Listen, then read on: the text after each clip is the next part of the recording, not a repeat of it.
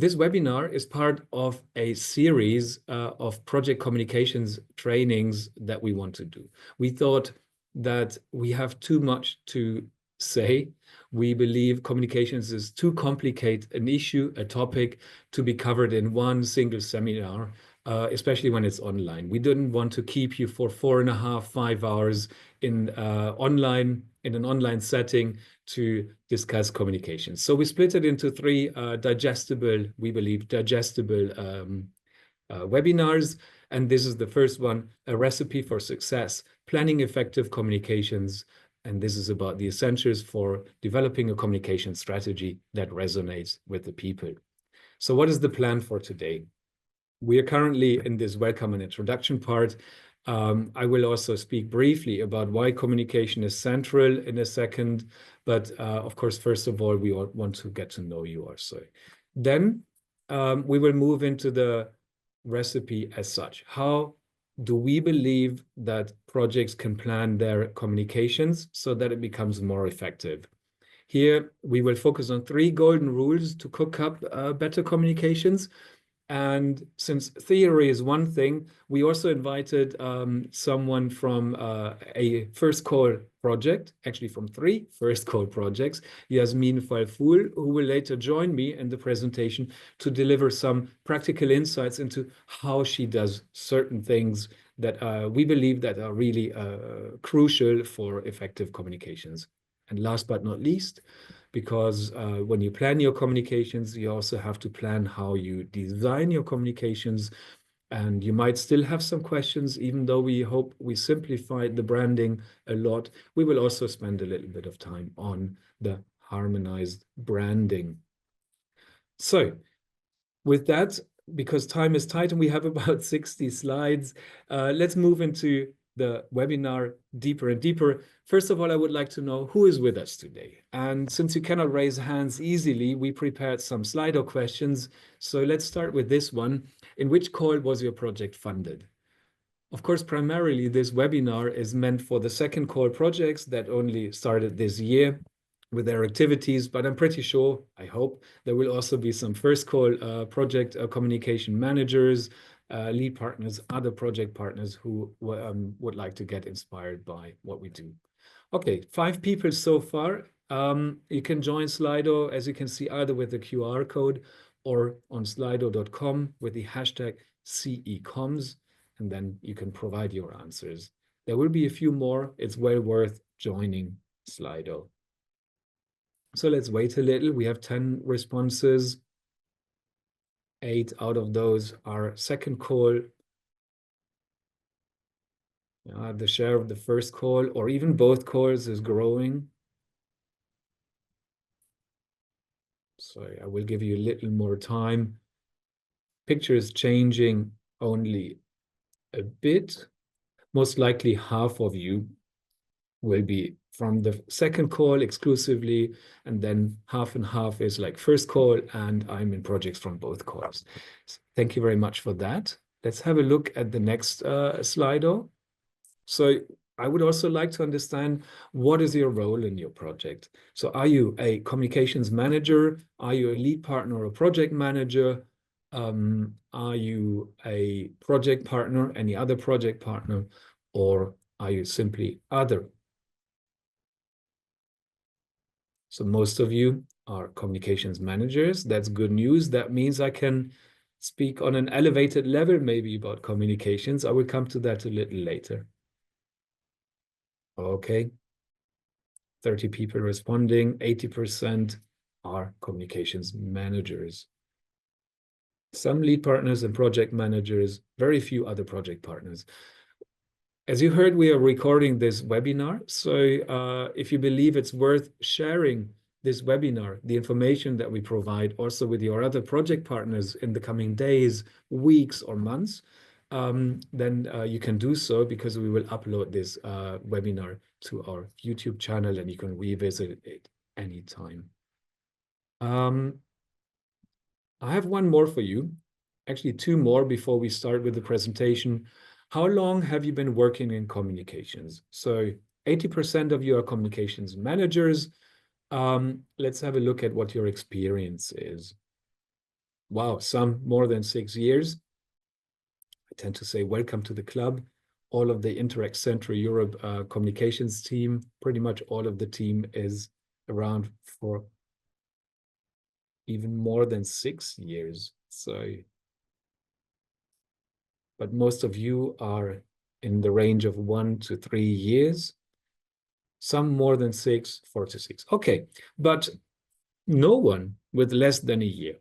That's great news. So I wonder if you actually need a webinar on communications planning, because you must have done it a few times. So let's see whether we can inspire you, whether we can have some inspirational tips for you and your planning of project communications. But maybe you want something else when you're here today. So last one, I promise, and then we move into the presentation.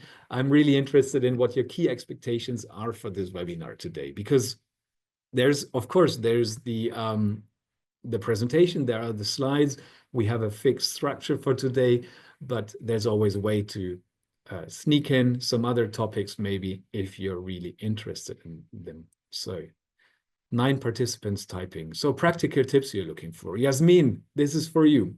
We will come to that very soon. Some hints, okay? The to-dos in communication, tips, updates on how to make the best use out of AI. Yeah.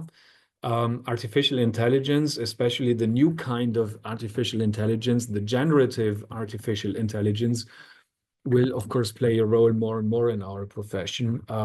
This we will definitely come back to in our webinars, maybe not so much today, but we will definitely look into this in the next 2 sessions, next Tuesday and the Tuesday after. Practical tips, hints, how to reach decision makers. Yeah, I think we have something on that. Examples on social media. This will come in the 3rd webinar series. Today we will focus on the planning as such, and increase partners' engagement. Okay, thank you very much. With this, I would like to start by briefly looking into why communication is actually central for success. Just a quick reminder, especially for those that are not the communication managers today. So what can communication deliver? Basically, 2 aspects are really crucial why you need good communications in your project and effective communications. Communication connects and inspires people. So there are these 2 things. There are 2 things that good communications help you with. Communications helps you with building trust and maintaining relationships. Effective communication is essential for building such relationships with the most relevant stakeholders you have in your project at any point in time, from the beginning to the end, and also after the project ended. So this is really crucial. And at the same time, communication, communication practically helps you to create interest and raise awareness and change attitudes.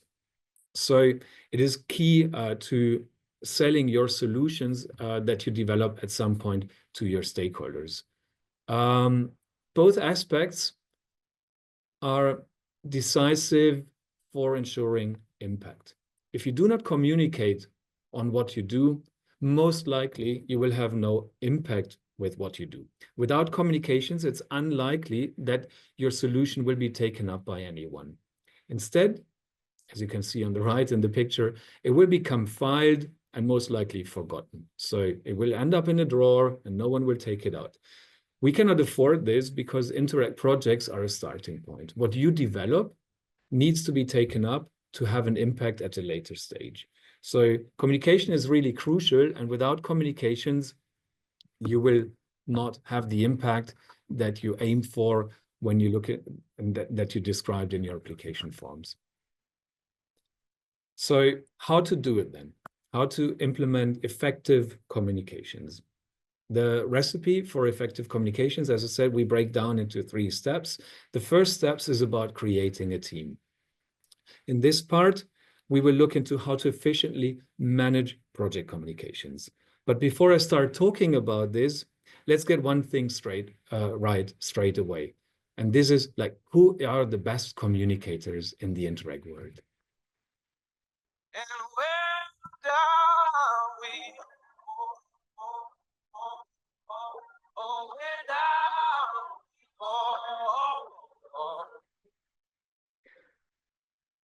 Oh, of course, President Trump is always right. And it's not only the Interreg world, the best communicators on Earth are with us today. So welcome. I'm proud to have you here. But also the best communicators need support. Think IKEA. I guess most of you have seen these pictures on the right, and they helped you to have a terrible afternoon or evening at home. So if you ever try to assemble a wardrobe alone, you quickly find out you get to a certain point, but it might not even look great. And you need support. It's too big a task to do on your own. So a single person cannot do it. Your role as a communication manager is therefore not to run the show alone. It's very much like building up a wardrobe by IKEA or any other company. Your job is to motivate, to guide and train, and to coordinate your partnership's communication efforts. And this takes me straight away to a very first golden rule, which is you have to, or you should, involve all your partners, the complete partnership in communications. You have to create ownership among them for communications. You have to keep them informed, and you have to engage them from the beginning.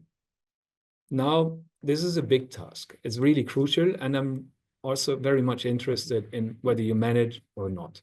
So here's another Slido quickly. Do you manage to involve all your project partners in communications?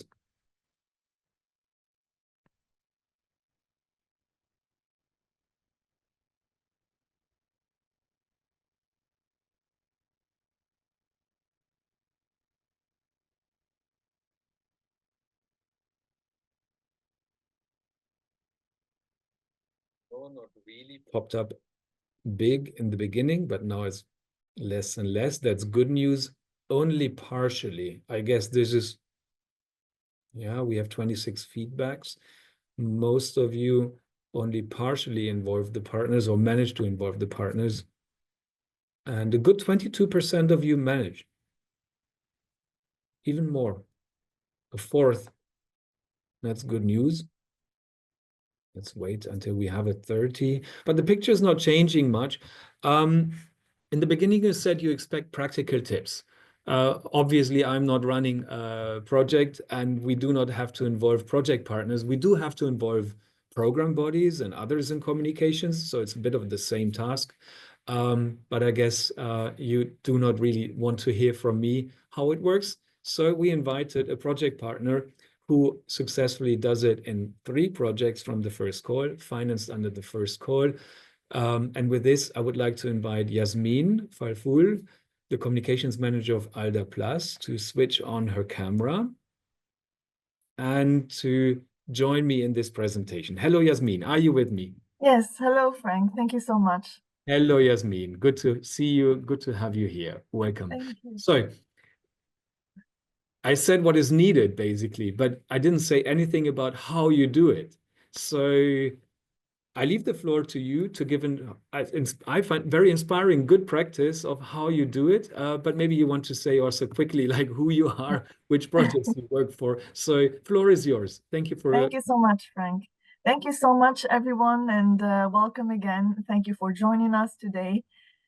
So here I am. Today, I'll be sharing some good practice examples on how to involve partners in communication effectively. But before I delve into that, I would like to briefly talk about the projects I manage.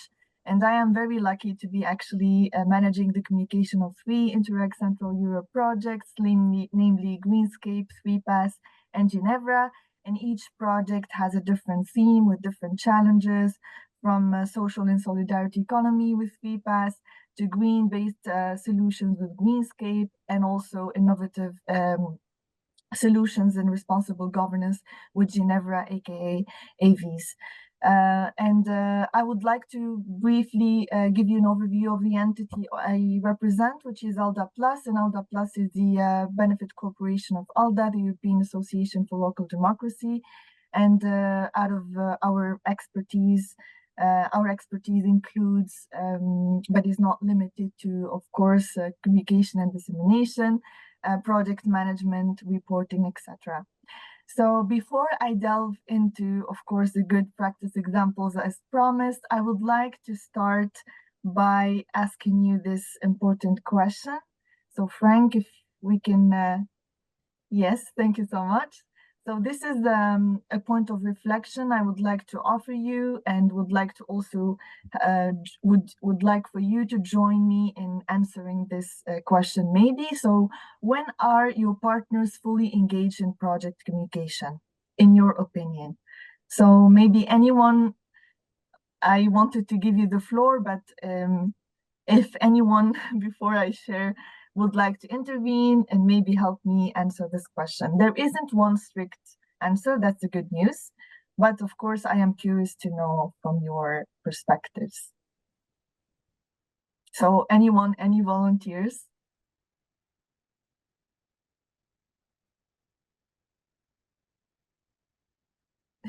Difficult to activate people, I think, in the morning. Hi, I can try. Okay. Yes, Giuseppe, thank you. I'm in the Agri-Digital Growth Project, which started in 6 months ago. I guess that a big difference is the ownership also of activities within the project. I mean, when partners have to organize activities, especially at regional level, and they have the duty to involve the local audience, it changes a lot. But when it comes to sort of, fostering the, let's say, plain communication about the project existence and doing something remote from where they are, then it lowers the interest. So I guess that the ownership of activities by the partners is fundamental. That is very good answer. Thank you so much. So let's reveal the other Frank. So as I said, the list is long. There isn't one strict answer, but as you said, Giuseppe, actually, it's all about fostering ownership in the first place. So the feeling of belonging to the project and owning that project. And the second important component is demonstrating impact and showing them how fruitful their contribution and their efforts are. So let's move on to the first component, which is the sense of ownership and how to nurture it. Actually, let's move to the next slide to show you concretely. There are 3 good practice examples from my humble experience that I usually implement, and they have been effective so far. And it's by actually involving them in all stages of communications, planning, and implementation. I usually start with giving them a self-reflection, a room to self-assess. And this happens through simple questions that are tailored, of course, to the project, and they delve into the challenges, how active they are, what is their contribution, what is the nature of their contribution, and to what extent they actually think it is or has been effective. And this is important because here I'm actually prioritizing their perspective. And I usually like to use Menti as a platform when I start giving them this room for self-assessment. But of course, feel free to use any platform you feel most comfortable with, and I can give you more concrete examples later on. The second important component or best practice here is to have interviews and questionnaires with them. This is also equally important because it gives them room to have their own insights and perspectives on the project, how it is progressing, how it is advancing, what are the challenges in terms of communication, of course. And the cherry on top is recommendations. I usually end with recommendations from them because this is important to show to your partners that you care about them, you care about their voice, you care about their perspective, and that you listen to them and you listen to their aspirations. And the way I like to do it is by using sticky notes, because I find it more engaging and interactive. But of course, you can feel free to use any sort of like strategy or method you like or feel comfortable using when collecting recommendations from your partners. Now let's move to the second component.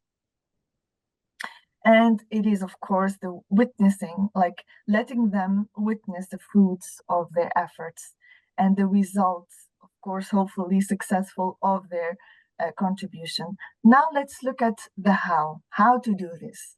And it's very simple, actually. It's by keeping them updated and informed. This is very important because numbers matter and analytics matter. And it's your palpable way, your visible way to show them that their contribution actually matters and makes a big difference. Now let's see how in details. So this is an example from Ginevra. It's from LinkedIn, because with Ginevra, the main platform we use is LinkedIn. And if you can see here, I give them insights into the analytics of the platform, our performance, and I make sure to highlight the increase, which is here 60%. And this will make them happy because they know that this happened thanks to their efforts. Now let's move to another example, also from Ginevra. And here I also make sure to give them updates on all the communication material and communication accomplishments and activities that have been implemented recently. So this is a concrete example, actually, from a PM that happened recently. So I give them insights into all the posts and the videos and the news and the success stories, etc. Now let's move to the second important secret, because I like to call it secret because I think this matters a lot, and it's the tools that you usually maybe feel hesitant to share completely with your partners, but once shared and once explained, it makes all the difference. And by tools, I mean trackers and templates. Now let's take a look at concretely what I mean. So this is an example from a tracker from 3Pass, and look at it attentively, because you can see that this one is a monthly meeting tracker. In the next slide, you'll see a different project, which is Greenscape, and this one is weekly. I intentionally wanted to include these two examples for you to show you that the trackers, even though in nature they are the same, they are project updates trackers, but in form and structure, they are completely different. One is weekly and one is monthly. And this was done on purpose because we listened to our partners. It was crafted at the beginning. One project had a high pace and actually needed a weekly project updates to keep up. And this one is actually Greenscape. And the other I just showed you, which is 3Pass, had a slower pace relatively, and they actually needed a monthly tracker rather than a weekly one.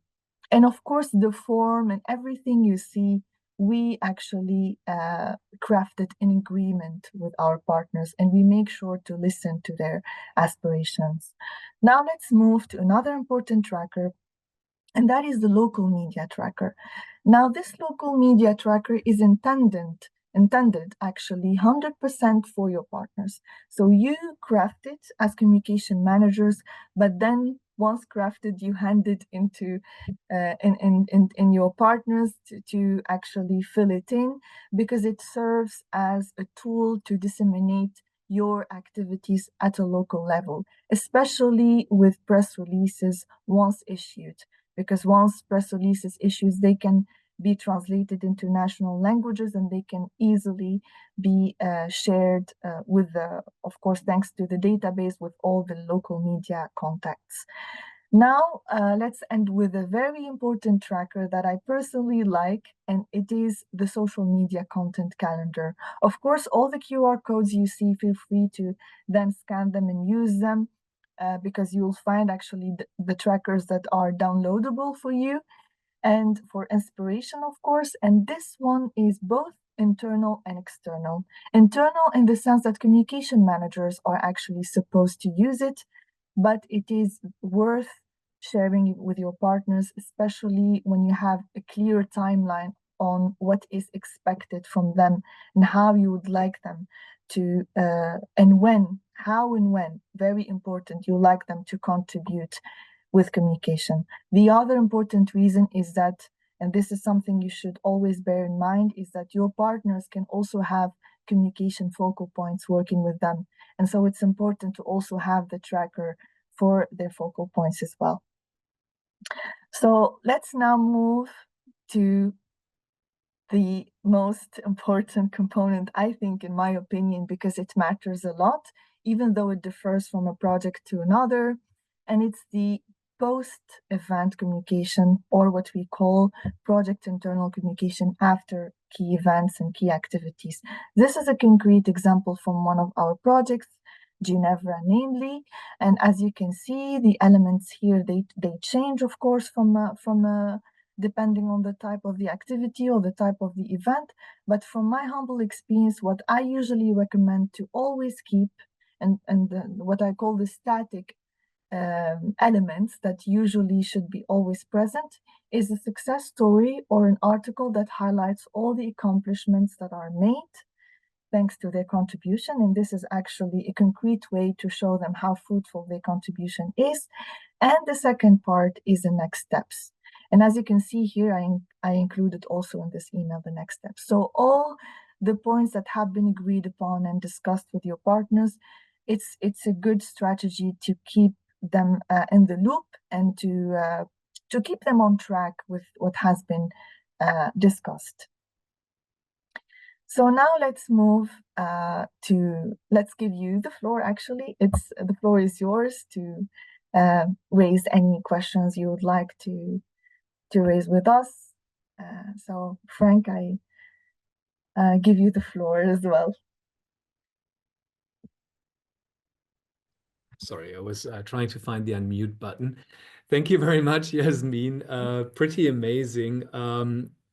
I think the way you approach communications is actually the reason why we speak of communications managers and not communication officers, because we strongly believe that there's a difference between simply being responsible for implementing communications or for managing communications of the whole partnership and keeping the partnership in the loop.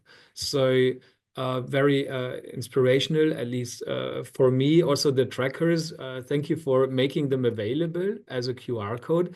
I don't know if there's any other good practices in the room, something that goes beyond what Yasmin presented, or any questions to Yasmin. Otherwise, I would probably be interested, how do you make the partners fill in the local media sheet, for example? How do you ensure that? Through reminders. It doesn't really happen automatically. Like, to be honest, and this is, I think, a safe room to share all the personal experiences, but it wasn't easy at the beginning with the social media tracker because so many points have been raised.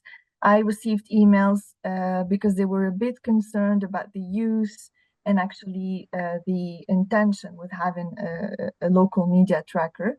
But of course, I managed to show them how fruitful it can be, especially when we started issuing press releases, and they started seeing how important it is to have a database that we can keep to disseminate the project activities at a local level, not just regional.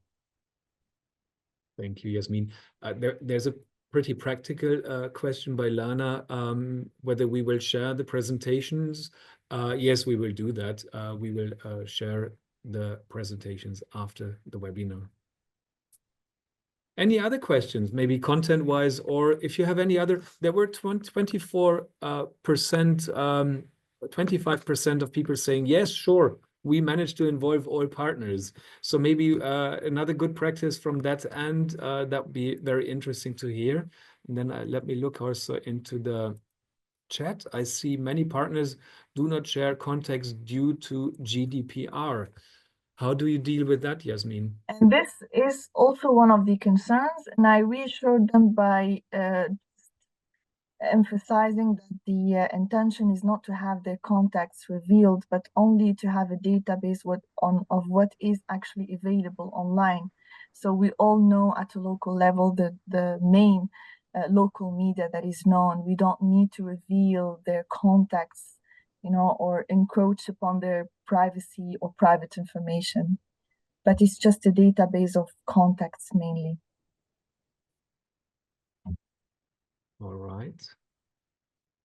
And since you're doing it already, if you are too shy as a communications person to ask the question directly, please feel free to use the chat, of course. You're doing it already. That's also fine. But it would be not much nicer if someone raised their hand, had an input, had a question. But yeah, Anton, floor is yours. Yes, hello, Frank. Thank you very much, Jasmine. It was honestly very impressive to see all your preparations with the different Excel sheets and plans on communication. I would have one question regarding the content in general, because when it comes to the content of our project, there isn't really so far, because we just basically started, there isn't enough to make one post a day or something like this. So how do you deal with that? Is it just starting slow and I don't need to worry, or yeah, what to do? And is it also, would you recommend like communicating apart from the project, like interesting facts from the country or whatever? So what would be your recommendations on that? Thanks. Thank you so much, Anton. That's actually a very good question, because I also received such questions before, and I also have been there as well. So what I usually do, my approach is to also focus on what I call indirect communication, not just communication that targets activities and events that actually happened or are happening in projects, but also the theme. I focus on the main theme of the project. I try to collect relevant information, infographics, articles, and I share them, of course, with my audience to also grab their attention.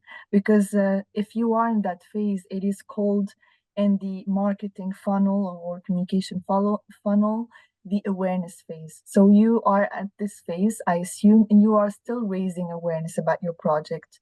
So it is important to focus at this stage on indirect communication, focusing on articles, on, for example, posts that start with did you know that, for example, in the year X, something happened that is actually related, of course, indirectly or directly to your project.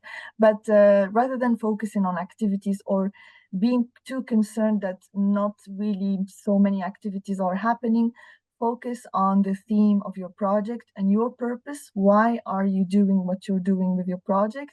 And of course, you will find so many inspiring ways. And of course, I can later on share with you concretely what I do and what I did at this phase back then. Thank you, Yasmin. Thank you, Anton, Very for the question. This is also something that for sure we will touch on in the third webinar when it comes to social media. It's really something interesting. Another idea, and Dana Kashakova, my colleague, she will be the main presenter in the third webinar. What she will certainly recommend you to do is to present the team and what the team will do. Yeah, what will be the outputs? What will be the pilots? Who is going to do it? What are the faces behind? So you can raise awareness. But yeah, also the same idea of like indirect content, of course. Thank you very much, Yasmin. Very, very inspiring. So I see no more hands raised. With that, then I would share the screen again, and we come back to the presentation. Let's see if it works.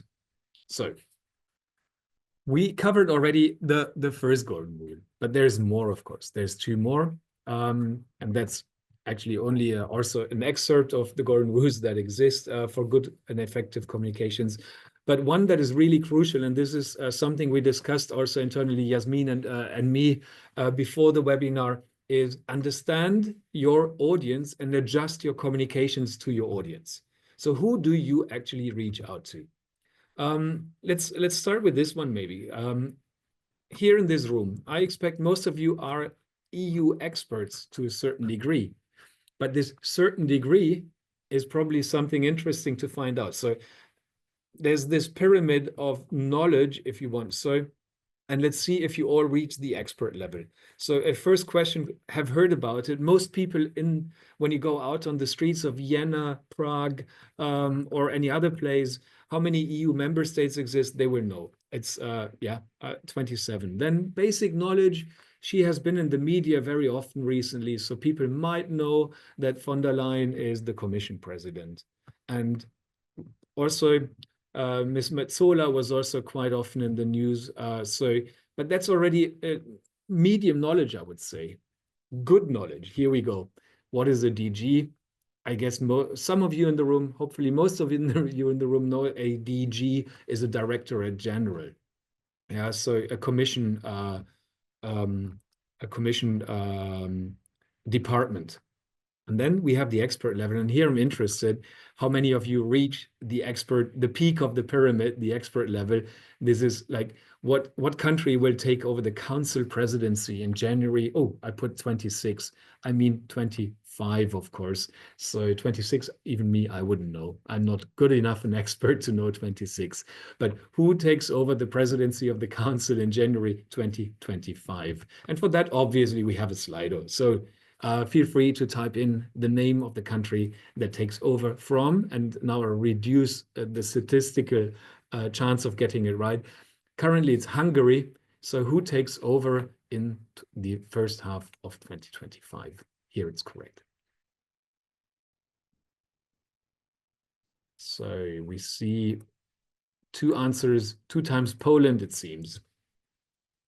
3 times.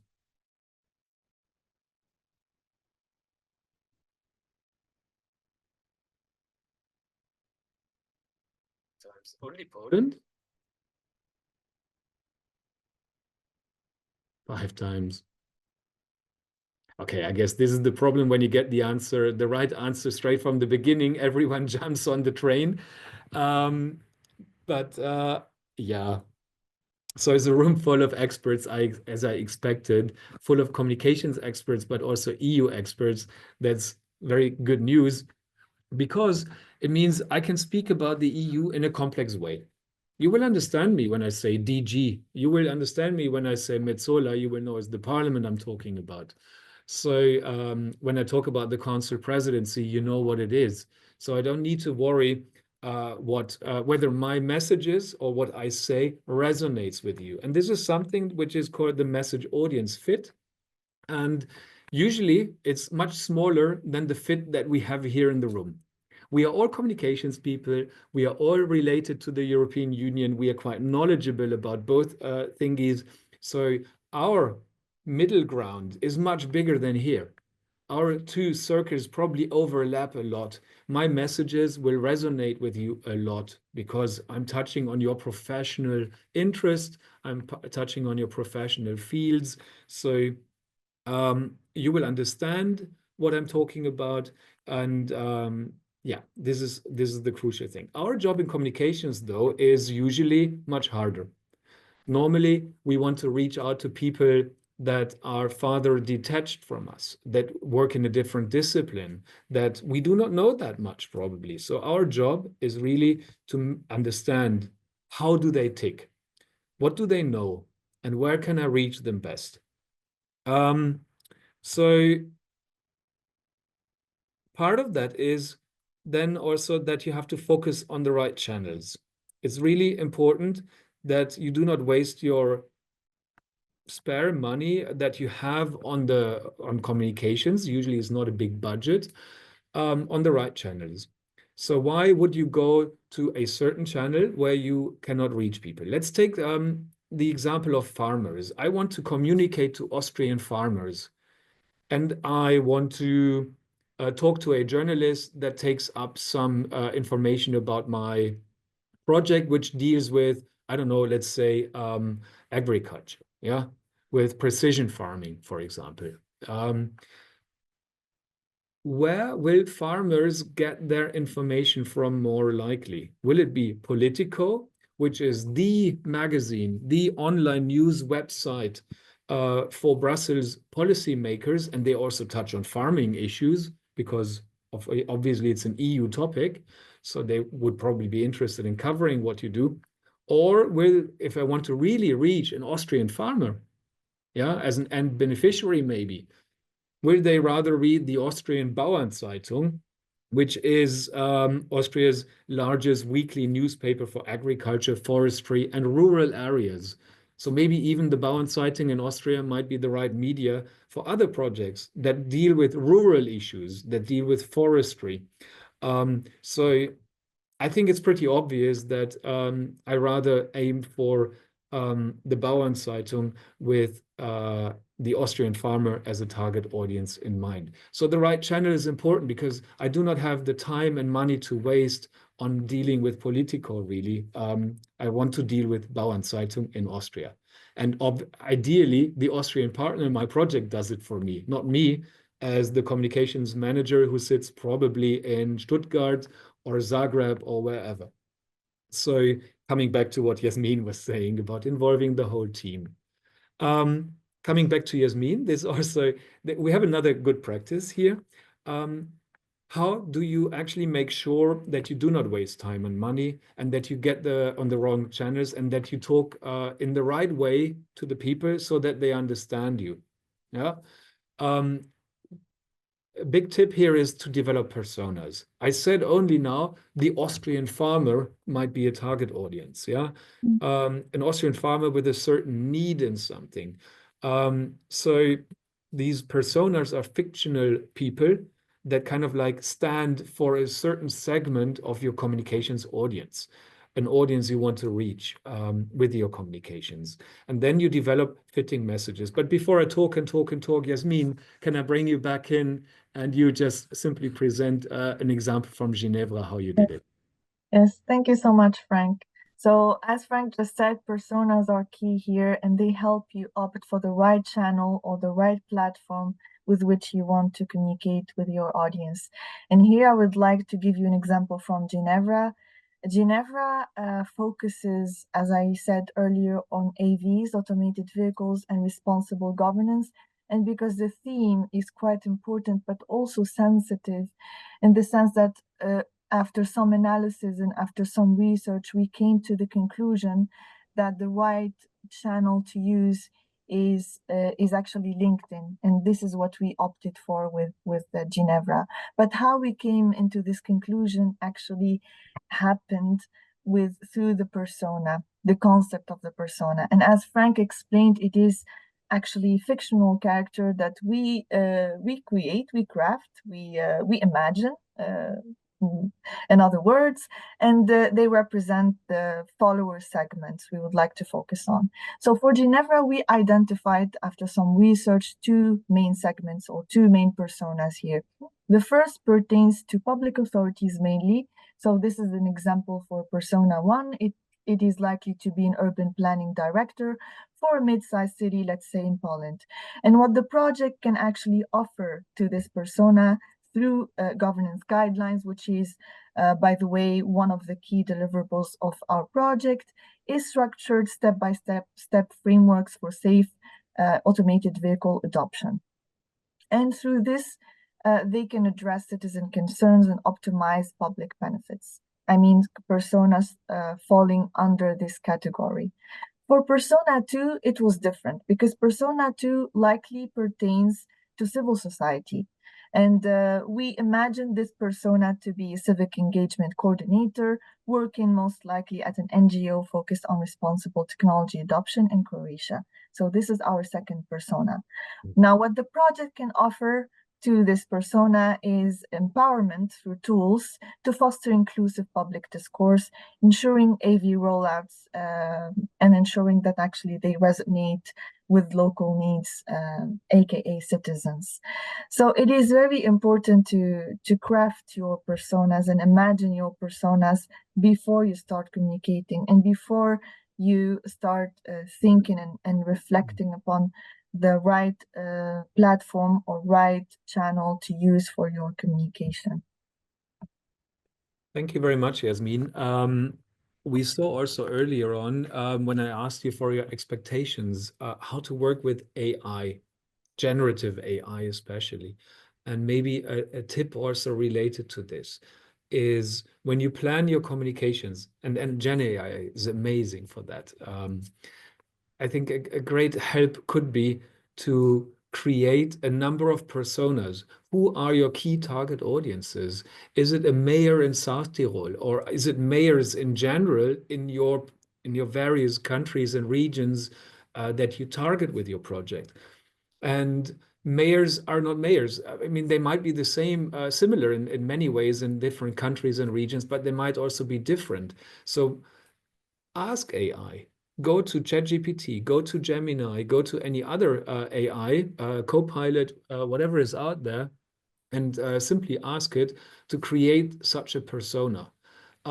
Just make sure they understand the term persona. For sure they will, if you say what it is used for, and then AI will create this persona for you. It will tell you the main interests of a mayor in South Tyrol is probably this and that, and they usually will read a certain paper, maybe. So if you look into the channel, what newspapers do they read? Most likely it will say Dolomiten, yeah, which is the regional paper in South Tyrol. Then it will tell you like what makes these people tick. Of course, you need to check that. It's generative AI. It hallucinates. We know all about the weaknesses. Also, still, it's becoming better, but still, it will also try to please you. But it's a great starting point when you start developing these personas. You have the target audiences in your application form. With AI, you can create them, make them something tangible. So it will help you to understand who you communicate with. And this takes me to the golden rule number 2. There's no one size fits all approach. What, how, and where you communicate depends on the audience you're reaching out for. What I find really fascinating is that this golden rule, we all apply naturally in our personal lives. We do it. When my mother asks me, like, what do you do for a life? You know, what is my job about? I say something. If, I don't know, someone from a DG in Brussels comes over and asks what I do for a living, my answer will be a different one, because that person will be interested in the EU component level probably of my job, while my mother wants to know whether I sit in an office or in a home office. Yeah, so, and so on and so forth. So we all have this superpower of the golden rule number 2 in private life. In private lives, most of us, if not all of us, are amazing at applying this golden rule. The moment we put on the hat of communications managers, we become, strangely, we lose that superpower. So we have to manage to take this superpower from private life into professional life. And of course, this means always question who you communicate to, who do you speak with, who do you want to reach out to, and will I not be super boring for them? And then the last step, and then we will also have a question and answer session, and feel free to use the chat. I can't see right now if you're using it already for questions, but very much linked to this superpower of understanding who you communicate with. There's also something that works pretty much with everyone. So I just said there's no one size fits all approach, but of course, certain types of content work for certain situations and other types of content for others. So there's still something that we can predict already. So in this last step, and the last key ingredient, if you wish so, for the recipe, in the recipe for effective communications, is that you should aim for people's minds, obviously, because we want to have an impact, we want to change something, but to do so, you have to win their hearts first. So communication is something sequentially. What do I mean by that? Maybe best to show you a very old video. I'm a fan of very old videos on YouTube. You will see now in this part of the session. So let's have a look at this classic TV ad with John Cleese from Monty Python. And he will, they show us how certain people communicate and how we probably better should not do it. Hello, this is the new Compact Portable 3, and Compact say it represents the utmost in full-function portable computing. And here's a man who knows what that means. Well, it means you get all the functions from a portable that you'd expect from a desktop. And indeed, the new Compact Portable 3 with possible 40 megabytes of storage and a fast 12 megahertz 286 chip is more powerful than most desktops. Also, it has the highest resolution gas plasma screen. It really has everything.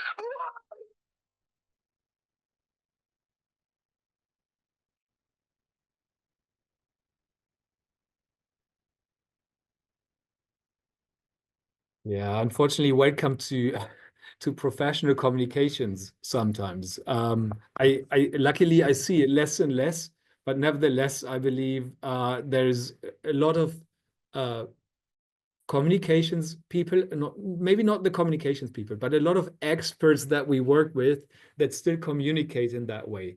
They have the feeling, I know so much. I would like to let you know what I have to say is so relevant for you, and I have to bring it across in 30 seconds. Okay, let's go for it. And then they just kill you with information. And well, what usually happens when you do this is probably that. So your audience goes mental and runs away.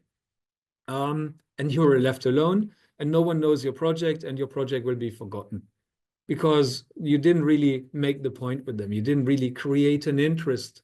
So you did not really convince them to listen to you.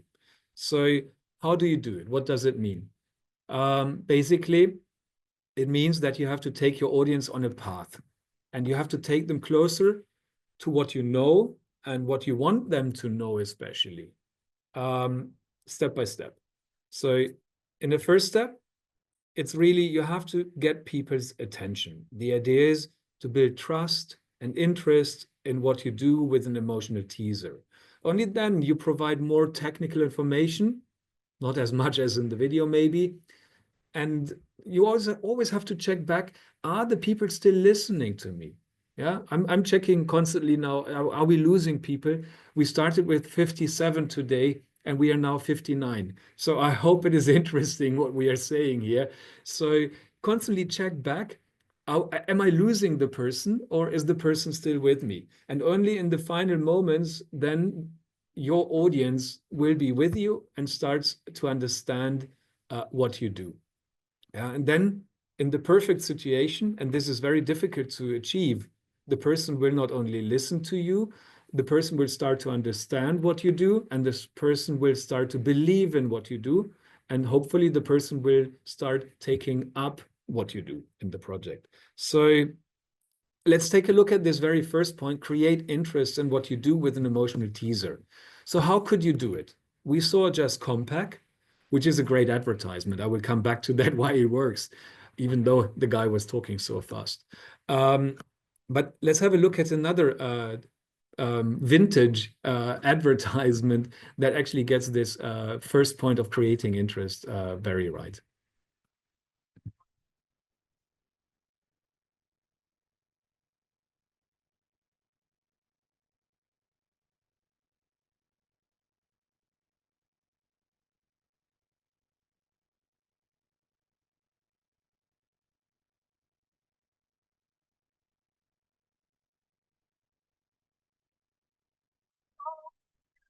The song.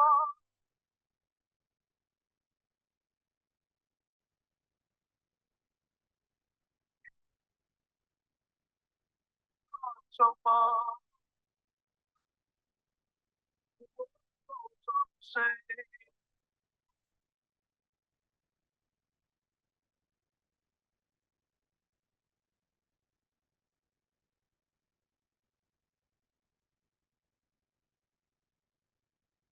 So I'm a big fan of that advertisement, even though I do not learn much about Volkswagen, right? I just know it's very reliable. So I don't know why it is reliable. Yeah, nothing. But I can just see, like, it's really part of my life. I want this to be part of my life, and this is, it should stay with me forever, ideally. So it really is an emotional video, and the reason why it works, even though there's no information, not much, it's not true, even though there's not much information, I should say, it really works very well because as Maya Angelou puts it, she's an Afro-American poet and civil rights activist. She puts it, people will forget what you said, and people will also forget what you did, but people will never forget how you made them feel. In both ads, and this is why also the first ad works pretty well, and you will remember this Compaq ad for a long time, I guess. The reason here is they use humor, and humor makes you feel good, you know, it makes you laugh. So you will remember this, and it raises your interest probably in the product. No promise, I don't know. I mean, the moment you start with a hard sell, you give more information on Volkswagen, you might still go for a Skoda later, which is also Volkswagen, but doesn't matter. It's not the VW.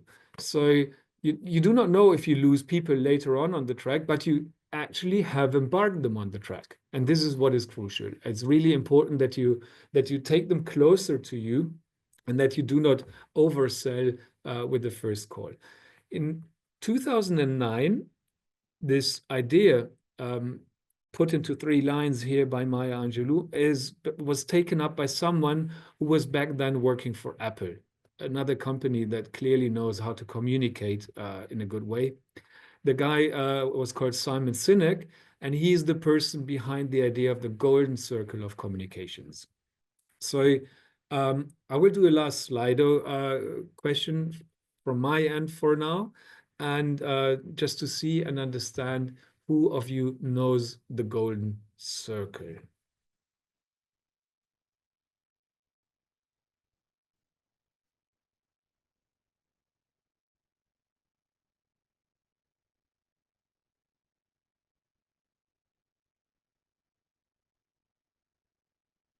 Not that many, it seems. Interesting.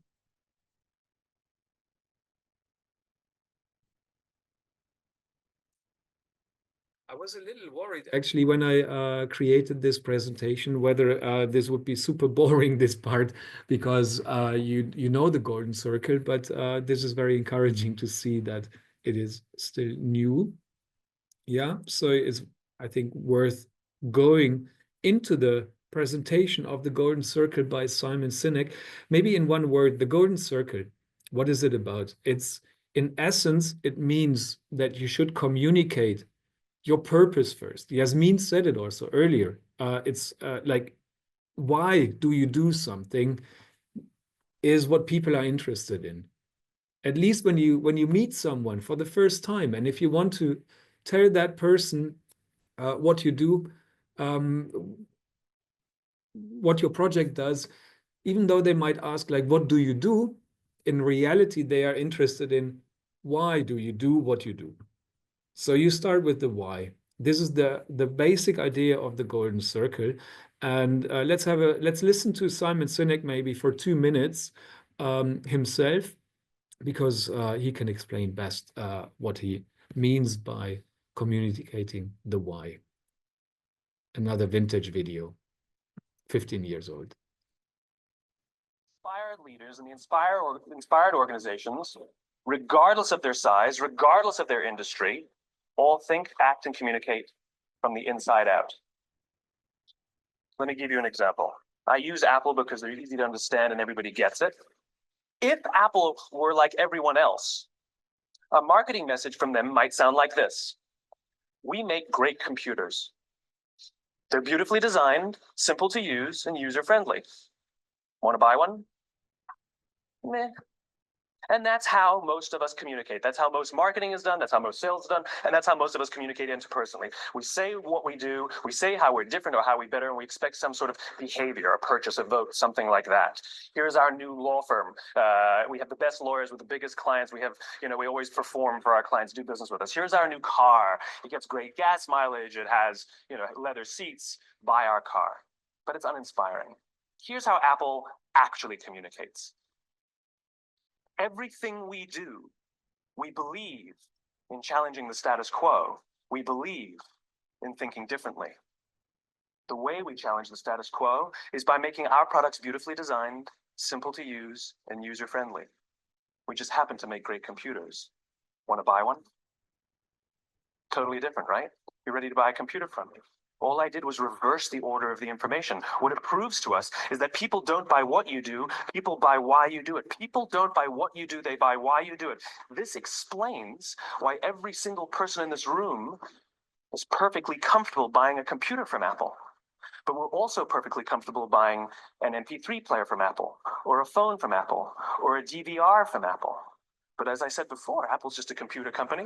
There's nothing that distinguishes them structurally from any of their competitors. Their competitors are all equally qualified to make all of these products. Fire leaders. So this takes me to golden rule number 3, which is do not oversell at first touch. This is the whole story about it. Most of your audiences will not know you very well. You should not overwhelm them with what you do, in which way. You have to win them over first, why you do it. Taking this into a project context. Very often when I go to a presentation of a project, I hear a lot about, we do this output, we have this strategy, we develop action plans for these and these cities. I get to hear who is behind this, which organizations are participating, etc., etc., etc. And only at a certain point, I start to understand how it all falls together. A project is like Apple, yeah? Your project is doing not only a single product. Your project develops multiple products. Yeah, all your outputs and pilot actions are the products of your project. And to give it some sense, you need to understand and also convince your partnership why you do it. Yeah, what change are you going to achieve? This is what you should start with in your communications, at least when you meet someone for the first time who doesn't know you at all. I'm not saying you always have to do it. Like third time you meet me, don't start again with the why maybe, because I might know by then. But obviously when you meet someone for the first time, this is absolutely a golden rule. If you go to a mayor and you want to convince, and we had that in the expectations earlier, how to communicate with decision makers are interested in impact. They want to know why you do something. And then when they are like, oh yeah, this is interesting, this will change something in the area that I can take decisions on, then they will ask, naturally, they will ask by themselves, okay, but how do you want to do it? What are you going to produce for that? Yeah. So this is the way to communicate, especially also with policymakers, especially with people that have very little time. If you make them interested in why you do something and what purpose you have, you will see all of a sudden they take more time for you than they have. Otherwise, they will just throw you out after 30 seconds as they planned in the beginning, probably. So, yeah, I think with this golden rule number 3, I would like to mention that this is also going to be something that will be touched on in the coming 2 webinars. So we have now covered a lot of the planning as such, but how do you actually implement these golden rules? Okay, we heard from Yasmin how you bring your team on board. That was pretty practical. But the second and third part of the presentation today, understanding your audience, respecting what your audience knows and where they are, and then also developing a good storyline that starts with a challenge that then talks about the solution overall before you get into the products as such, into the how and what. This is also part of the coming 2 webinars. The next one will be next Tuesday, a dash of good content, crafting user-centered website content. This will be very much focused, but not exclusively focused on the project websites that are hosted on our program website.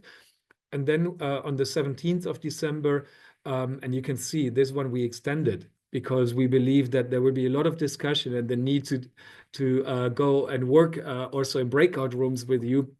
There will be then stories with flavor, building engagement through social media, but not only social media, of course. Stories with a flavor also can decide how you plan an event. An event is a story. Yeah, if you apply storytelling techniques to planning your event, you will also gain more interest and awareness among the people you try to reach. So this is still coming. So all the practical thingies are actually coming in the coming 2 weeks, but maybe we have a bit of time before we move also into branding. As I said, we will also have a bit of time to discuss branding, your issues you have with the branding, your questions you have on the harmonized branding. Before that, I think we can also take some time and take your questions. Still feel free also to go back to Yasmin if now there's anything that you would like to know. So floor is yours. I can now look into the chat and, or maybe my colleagues, if there's anyone, I know there's only one person has left us. Okay, so there's nothing in the chat. Feel free to raise your hand and ask any questions that you might have, and we will try to answer them if possible today, or for sure in the coming 2 weeks, I guess.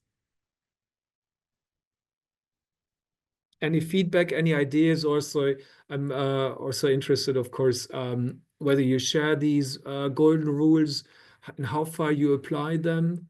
Was there anything new?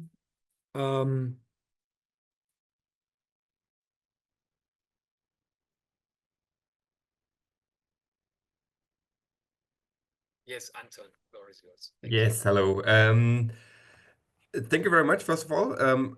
I feel like it was very inspirational and very informative. I have one question regarding the target audience.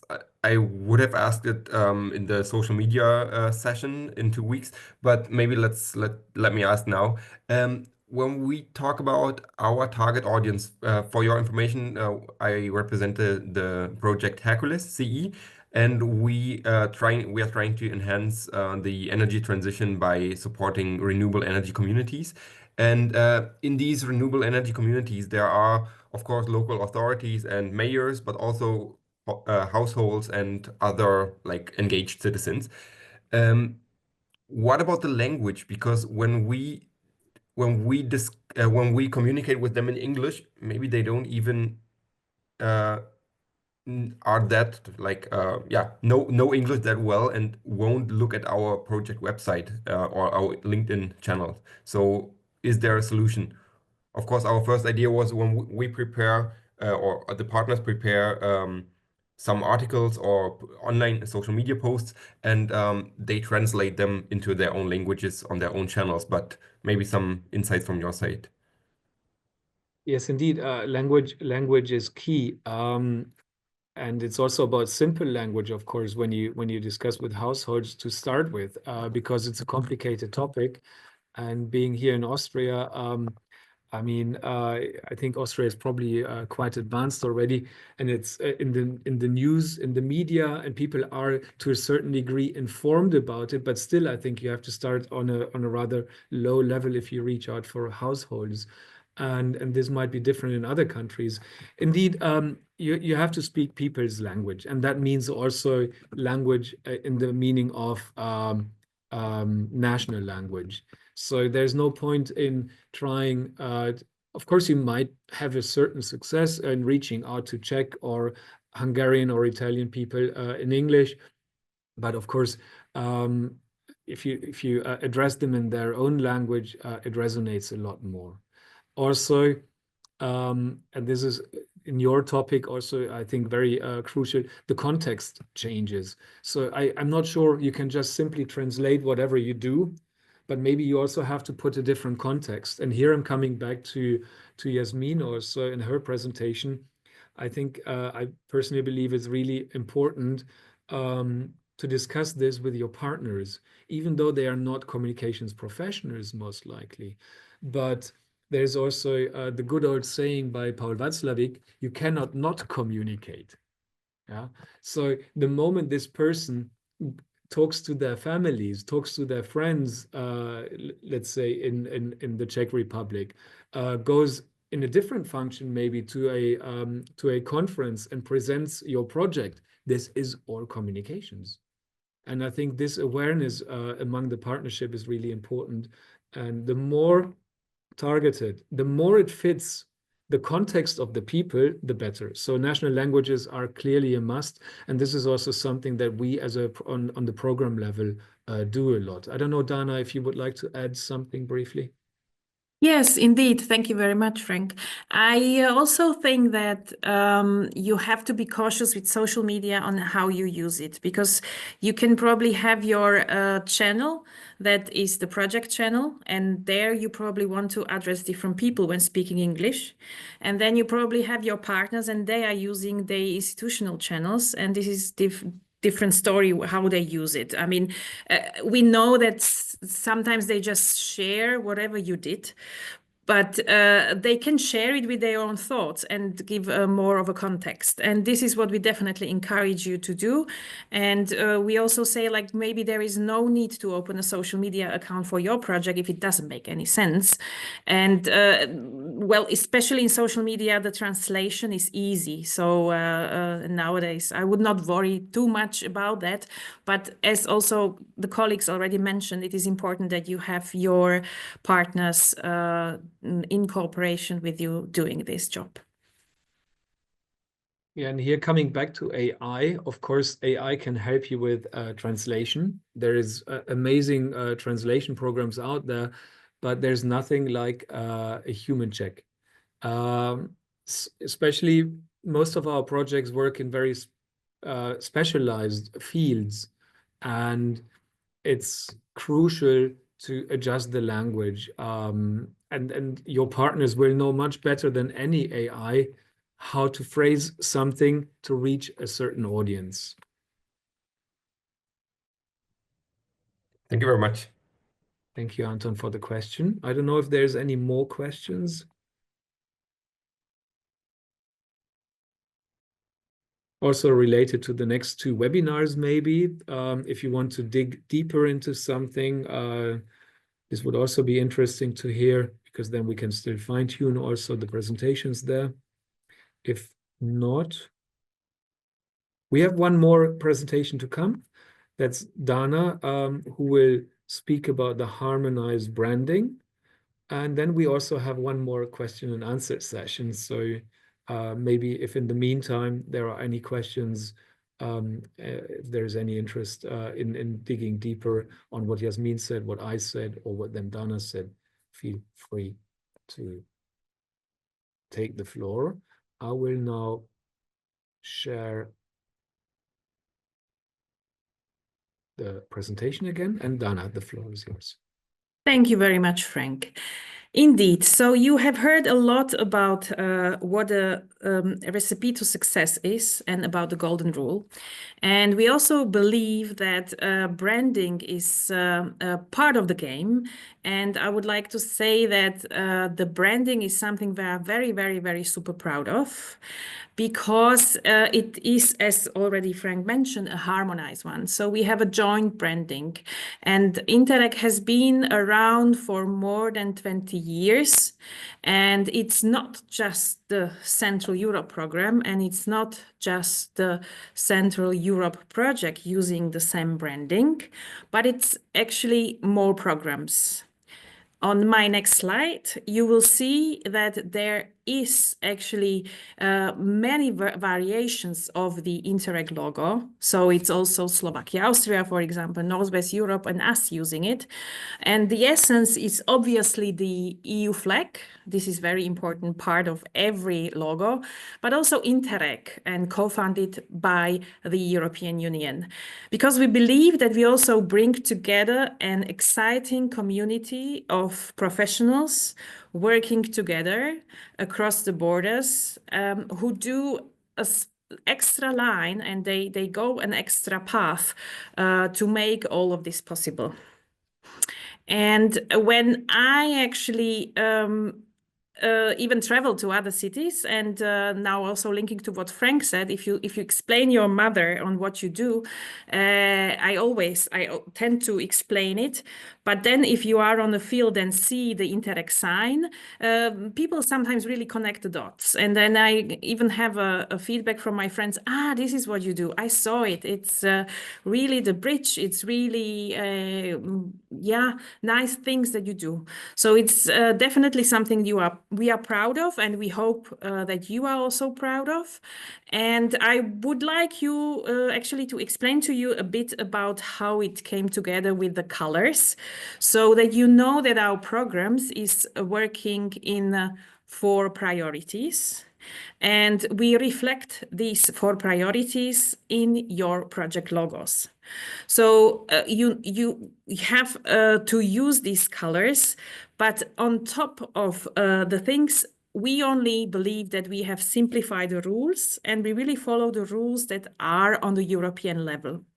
So these colors, with one click, you will see a next text, that these colors were actually designed not by us, but they are standardized for all European funds, based on a topic, based on a priority. My second message on this slide is that you should use a standard version of the project logo. So you received the logo package from us. You have more variations of the logos, but if it is possible, please use the project logo, which is the standard one, which is on a white background. So it should be used with a white background. I'm saying that maybe in a social media post, you can also see our posts where we use the monochrome, where the background is difficult.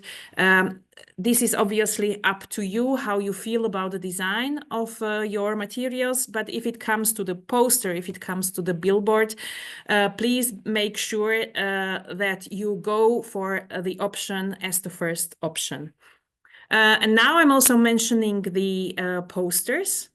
You all received also in the application package a template of the A3 poster. By now, I believe everyone, and it means not just you, your institution and your partner institution are obliged to have it. So please just, I'm making here the awareness that this is really important. It could be checked also in the future. So make sure that also your partners use it. You can obviously use it also in your language. So if it is the Polish partners and they have it on the institution, visible to the public, and it can be indeed translated into your national language. What will then later come with your project implementation is maybe that you will have a physical investment, or you will buy some equipment. For this, it is again the rule from the Interreg regulation. It's not just our rule. You have to have a billboard or a permanent plaque. And there we left you the flexibility to use any design. So we do not have the template here, because we have seen also in the past that there were different implementations. You will see it maybe on next slide. What we have for a roll-up is maybe something that it looks like a poster, but with one click you will also see that there is another option that the partners have used, which is the one more click, Frank. Then you will see that also other other implementations are there. So there you are flexible to use any design. You are flexible to use posters, pictures that you like. Maybe you have visualizations.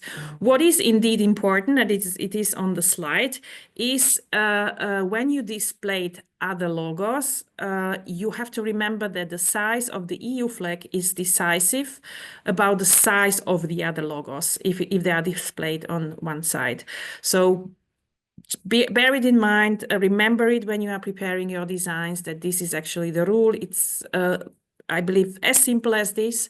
You do not have to add any other text, because you have there the fund and that it is co-financed by the European Union. There is no need to produce any additional sentences if you do not have to. But then there might be some national rules. What I'm explaining is really our program rules. We also designed for you a little fact sheet, but you are definitely, there is no obligation to use it. But if you want so, we can also share the design with you. Some of you already asked for it. We prepared it in Canva, so it's easy to share the design with you. You can then simply adapt it. Yeah, and this is basically it. I hope it is really clear and clean because we were trying to simplify it. What I have on the next slide is one implementation. I think the project is not with us, but you will see that they have already a physical implementation and the physical investment included because they are working on the mobility issues and they are actually working on bicycles and bicycle stands, and it's about the rural commuting. So you spot on a mock-up that might be a mistake. You can definitely enlarge the visual, and I have a question for you. Do you think that you can spot the mistake? What is there on a mock-up? Anyone? Just open the mic or... Even two mistakes, if I'm not mistaken. Yeah, I see even three, but yeah. Oh, three. Okay. Wow. Anyone four maybe?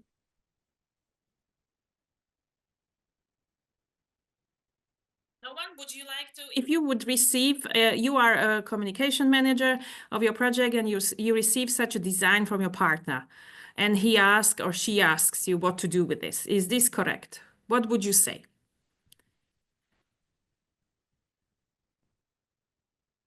Don't be shy. It can be also that everything is fine from your end. Mateja. Yeah. Size of the logo, because the logo of the city is a lot bigger than the Interreg one. Indeed, also, absolutely. Yes. Yeah, it's also monochromatic, and also they didn't use the project logo, right? Excellent. That's it. Yes, absolutely. I mean, I would definitely suggest to the partner, because there is some white space on this design, to try to enlarge the white space, use the logo in the standard format, use the project logo, because they actually used our logo, is the Interreg Central Europe program logo, but you don't see the project. That's why I cannot even tell you which project it was. I mean, for people out there, it's maybe more important that it was funded by the European Union, but indeed, it is nice that they link it to a project. It is nice when they can link it maybe to a website where you're working at. There is even a QR code, so maybe you can encourage them to have a QR code which leads to the website when they can find more information about the project. So, and the size, it's indeed this Občina logo or emblem is gigantic, is really giant in comparison to the EU flag. So this is definitely, these were also our comments, Mateja, well spotted. And yeah, these mistakes might happen, but you can be also very sad in the end when something goes wrong. Yeah, and with this, I actually finish my few slides about the branding. What we have is actually a Slido on the next slides. And we would like to know to know what is your experience actually when you are using the branding. I hope you all are already working with it. You receive the package. You probably are working on a website and using it. You probably are using it. Many of you open the accounts. They are using also the logo as the profile picture. So what is there your feeling? I see 8 answers, 10 answers, mostly 4. Okay, good to know. The 3s are also quite often, so, and the 2 is now coming too. So maybe there is also a potential how we could improve it. That's why I would like to ask one more last Slido question.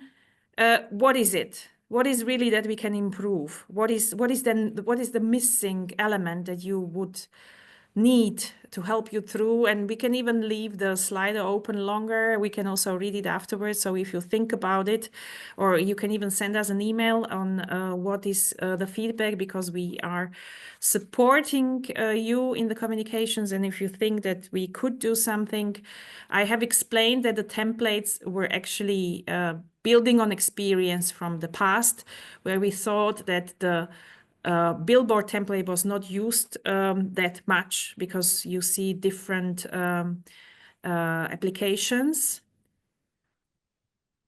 Okay, dismiss request, environmentally friendly but harmful billboards. Okay.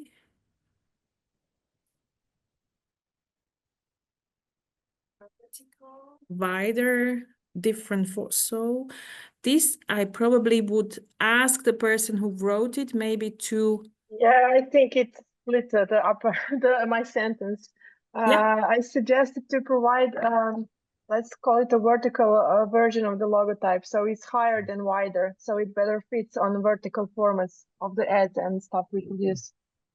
Yeah, dear, here I have to share bad news that we actually are not allowed to produce it, because according to the rules for the Interreg logo, we cannot do it. But the solution usually is that you produce a small surface logo, which is longish if you want, and you can also tear it apart for some designs. But for specific needs of the horizontal one, actually we cannot, because we have to follow the rules that also are on the Interreg logo, put on the Interreg logo as such. Yeah, maybe to clarify, I mean, here clearly our hands are bound, and it's a funnel. The EU emblem is coming from the Commission, from the European level, and then there's the Interreg branding, and they, on these two levels, they tell us we are not allowed to do a vertical version, unfortunately. We are now in the process of giving feedback also on the branding. This is also why it is interesting for us.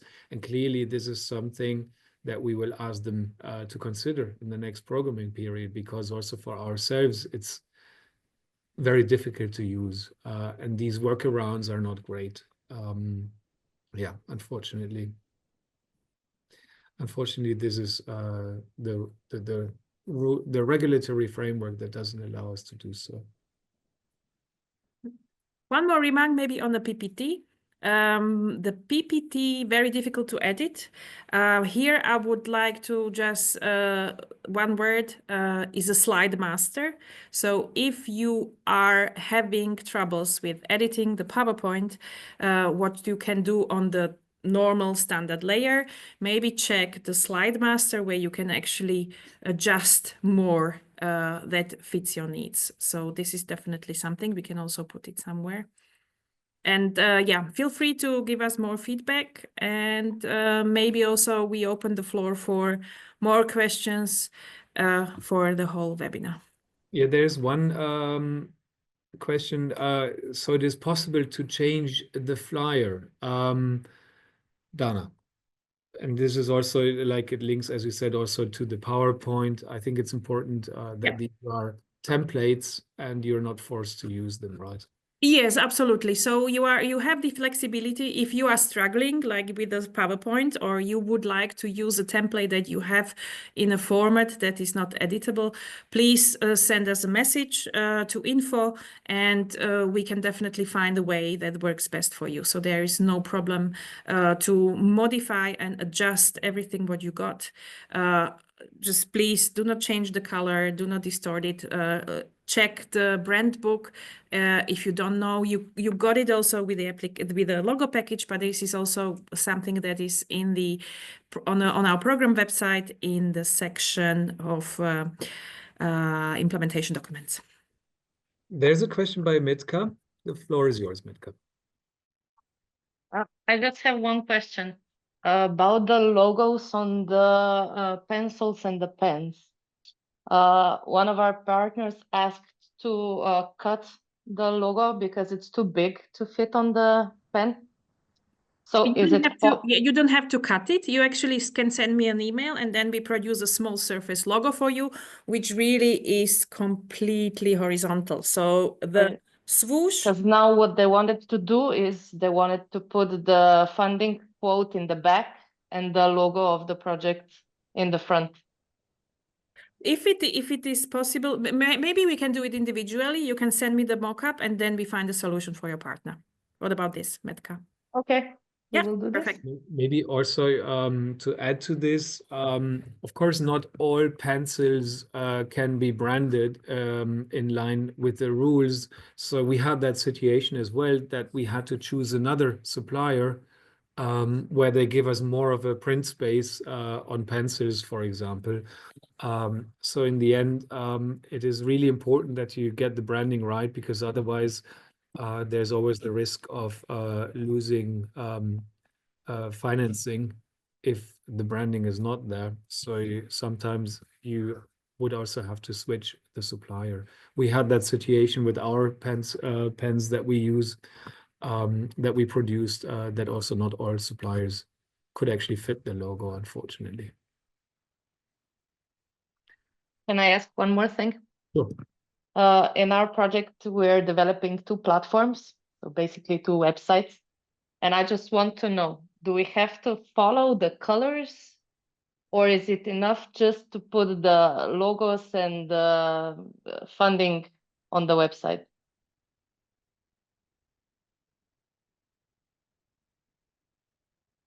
Dana, you can go ahead.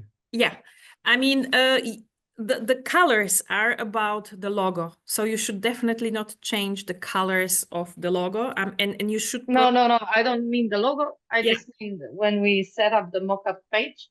Yeah. Should it be in the same colors as the? It is not a must. It's not that you have to do it simply with a. We are using this petro color. You can see also in our backgrounds of Frank, for example, very much so. But we also use the palette of the logo. We use the palette that is not just the gray, that is also the program colors.